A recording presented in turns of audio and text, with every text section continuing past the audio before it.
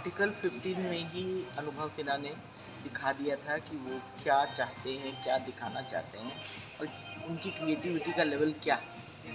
उन्होंने raw one जैसी film भी बनाई है और अनेक बहुत अलग अलग तरह की फ़िल्में बनाई हैं। तो ये फ़िल्म मैं कहती हूँ भीड़ उनकी जितनी भी अभी तक की मैंने फ़िल्में देखी हैं, अगर आर्टिकल 15 को छोड़ दिया जाए तो मुझे बहुत ज़्यादा अच्छी लगी। बहुत बेहतरीन स्क्रिप्ट है, बहुत बेहतरीन भाषा है।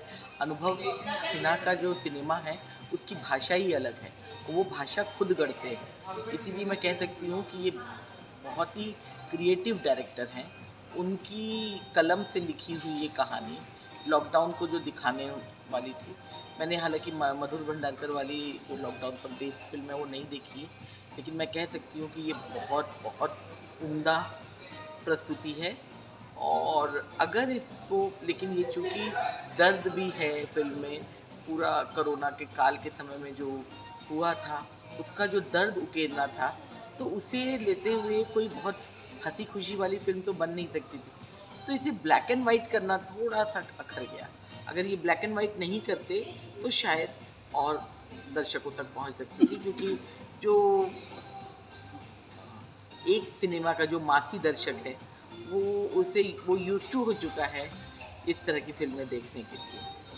तो मैं उसके लिए थोड़ा-सा उसमें करना चाहूँगी। वैसे स्टोरी, स्क्रीन प्ले, डायलॉग्स और उसके गाने, उफ़!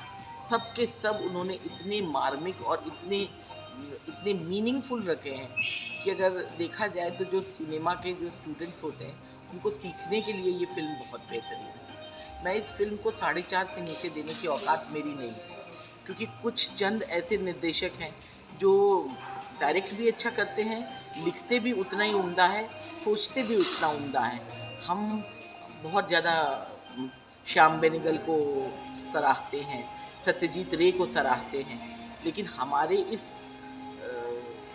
वक़्त में भी अनुभव सिन्हा जैसे सुधी डायरेक्टर्स हैं, जो बहुत अच्छी चीज़ दे सके, समाज के लिए कुछ उनको सोचने पर मजबूर करें।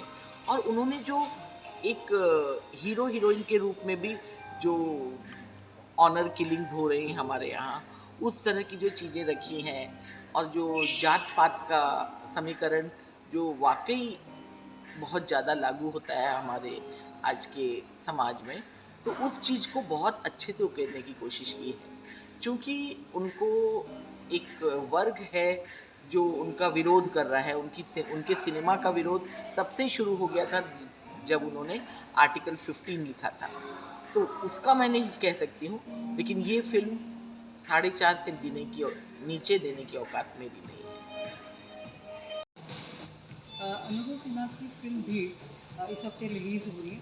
फिल्म की कहानी बहुत ही वास्तवदर्शी है, जो कि कोरोना पे आधारित है। कोरोना के दौरान पे मतलब जो समाज के जितने भी तबके के लोग हैं, उनके साथ में क्या कुछ हुआ, कैसे उन लोगों ने कोरोना को झेला, मतलब इमोशनल, पर्सनल, फाइनेंशियली किस तरह से उनको तकलीफ़ें आई है, किस तरह से उन्होंने अपनी लाइफ को फिर भी संजो के रखा, या तो अपने खुद के प्रॉब्लम को साइड में रख के लोगों को किस तरह से हेल्प की, इस फिल्म का एक कहानी है। हालांकि जो फिल्म के जो पहले के 10 मिनट्स है स्टार्टिंग के, उसमें डायरेक्टर ने क्या किया कि फिल्म है ना, उसको कंटिन्यूशन होना ज़रूरी होता है, फिल्म की लैंग्वेज होती है, कंटिन्यूशन ज़रूरी होता है। लेकिन निर्देशक और लेखक ने क्या किया, उन्होंने 3 इंसिडेंसेस बताए।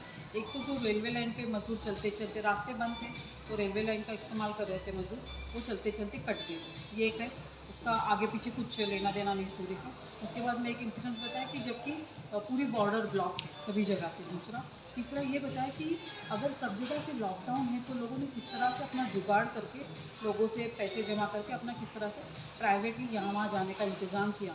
वहीं पर फेक न्यूज़, व्हाट्सएप की न्यूज़ हो, फेसबुक की न्यूज़ हो, किस तरह से लोगों को तितर बितर करके, ये जो इंसिडेंट्स रियल लाइफ में ना, निर्देशक ने उसको पिरोने के बजाय ना प्लेसमेंट डाला है, ये एक इंसिडेंस, ये एक इंसिडेंस।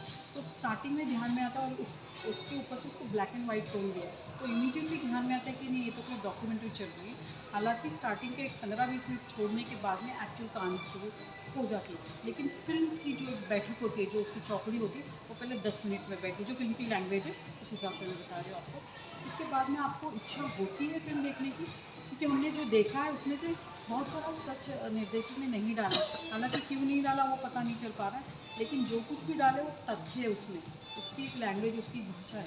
लेकिन कोरोना तो पूरी दुनिया भर में था, लेकिन निर्देशक दुनिया को छोड़ के ये अपनी कहानी जो ब्रजभूमि में बताता है, सिर्फ जो एक नॉर्थ इंडियन एरिया है, एक गांव में, वहीं पर उसकी कहानी करते हैं। लैंग्वेज भी उसी ढंग से, जो पार्श्व संगीत है और जो बैकग्राउंड स्कोर है तथा जो गायक जो गीत है वो भी नॉर्थ इंडियन लैंग्वेज में, जो जिसको हम भोजपुरी बोलते हैं। तो भोजपुरी कहानी को पूरी इंडिया किस तरह से ले पाएगा पता नहीं। हाँ, लेकिन कोरोना से लोग जुड़ सकते हैं, लेकिन हालांकि स्क्रिप्ट और स्क्रीन प्ले ना थोड़ा मुझे डिसबैलेंस लगा, बिकॉज उसमें कंटिन्यूशन नहीं था। हालांकि जो सीन बताया उसका आगे उन्होंने जो नरेशन देना था, तो नरेशन अनिल कपूर की आवाज़ में हम सुनते, और एंड में हम वो निर्देशक वो अनिल कपूर की आवाज़ में किसी नरेटर को नहीं लाता। हालांकि उसके हम जो लिखावट में उसके जो कोई जो हुए इंसिडेंट्स उसको हमें पर्दे पे बताते, लेकिन तब तक पेशेंस बचना चाहिए कि वो पढ़े। समझ में आता है, एज एन ऑडियंस आप कुछ फिल्म देखते हैं तो आपको समझने की कोशिश करते हैं, देखने की कोशिश करते हैं, लेकिन उसको कंटिन्यूशन होना चाहिए। हालांकि कंटिन्यूशन तो फिल्म में थोड़ा बहुत ही तितर बितर, ये हो सकता है कि शायद निर्देशक के पास जो रॉ फुटेज होगा ना बहुत सारा होगा, उसको पता नहीं चल पा रहा होगा कि किस तरह से मैं इसको संजोगूँ, या तो किस तरह से मैं कौन सी कहानी लूँ। तो पहले के 3 इंसिडेंट्स उन्होंने डाल दिए, वॉट्सएप वाले, रेलवे कटने वाले, रेल से कटने वाले, और जो लोग अपना अपना पैसा जमा करके ट्रेन से लोग निकल रहे थे। लेकिन इसके साथ में जो हम सस्ता मजदूर बोलते हैं, उनकी लाइफ तो सस्ती नहीं होती, ये भी वो बताने की कोशिश करता है। गांव से आके अपना गांव छोड़ के कि कहीं अपनी परिवार, अपनी फैमिली की देखभाल करे, उनको आगे लेके जाए, अपने जो मतलब अपनी जो लाइफ उसको कंटिन्यू करे, लेकिन शहर में आके भी उनको वही फील होता है, खाने का ठिकाना नहीं, जाने का ठिकाना नहीं, या तो एक इमोशनल सपोर्ट जो जहाँ कहीं काम करते वहाँ से भी बहुत सारा नहीं मिलता, जिसके चलते मजदूर वहाँ से क्या बोलते हैं माइग्रेट होने लगे, जो आप सभी को पता है, मैं कुछ नया नहीं बता रही। लेकिन फिल्म है, इसको कंटिन्यूशन होना चाहिए, इसकी कहानी होनी चाहिए, नरेशन होना चाहिए। हालांकि ब्लैक एंड वाइट में निर्देशक जब हमें ले जाता तभी हमें पता चलता है कि नहीं फिल्म में वो नहीं होगा, क्योंकि वो ब्लैक एंड वाइट जो टोन होता है ना, वो फिल्म लैंग्वेज में पिछला या बीती हुई बात बताने के लिए यूज़ किया जाता है। निर्देशक ने किया है, लेकिन कहानी का क्या? कोरोना सबके साथ में हो, आपके साथ, मेरे साथ, सभी के साथ हुआ, कहानी का क्या?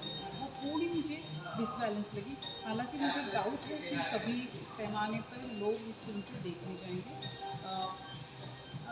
एडिटिंग अच्छी है, बैकग्राउंड स्कोर जो बताया मैंने अच्छा है, जो गाने हैं वो भोजपुरी लैंग्वेज में, तो कितना लोग रिलेट कर पाएंगे, कोई सिचुएशंस था तो रिलेट कर पाए, लेकिन सभी तरह से रिलेट होना थोड़ा मुश्किल मुझे लगता है।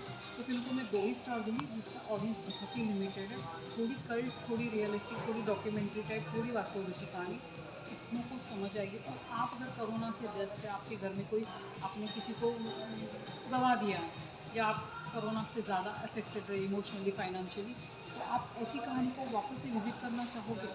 I don't know। मैं 2 ही स्टार दूँगी, लेकिन ठीक है, अलग अटेम्प्ट है ब्लैक एंड वाइट टोन का, कोरोना के लैंग्वेज, कोरोना का इंसिडेंस लेके ब्लैक एंड वाइट टोन की लैंग्वेज में एक नया एक प्रयोग बोल सकती हूँ अनुभव सिन्हा का। एक बार देख सकते हैं, अगर शायद आपका इमोशन इतना अटैच हो रहा होगा